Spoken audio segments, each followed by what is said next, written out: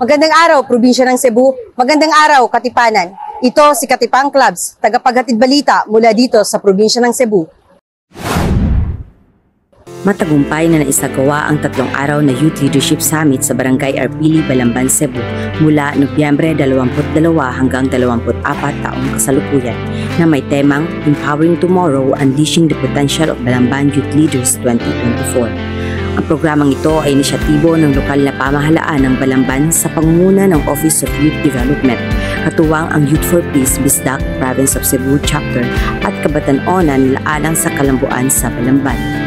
Dinaluhan ng 37 kabataan mula sa SK Federation, mga mag-aaral sa kolehiyo at sekundarya at mga out-of-school youth.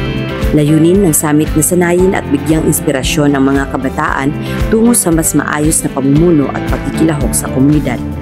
Sa pangunguna ng 14th Civil Military Operations Katipanan Battalion at 3rd Civil Relations Group ng CRS-AFP, isinagawa ang makabuluhang talakayan, mga gawaing pangkat at pagsasanay upang palakasin ang kakayahan ng kabataan sa pamumuno. Lubos na sinuportahan ng lokal na pamahalaan ng Balamban ang programa sa pamamagitan ng pakikibahagi ng opisyal sa aktibidad. Binigyang pugay rin ang naturang summit sa pamamagitan ng mensahe mula kay Colonel Rustico Villanueva, Group Commander ng 3rd CRG na nagsilbing guest of honor and speaker. Ang tagumpay ng Youth Leadership Summit ay patunay ng matibay na dedikasyon ng Balamban sa pagpapanday ng mga susunod na lider ng bayan. Ito rin ay patuloy na sumusuporta sa kinabukasan ng kabataan bilang susi sa mas maunlad na komunidad.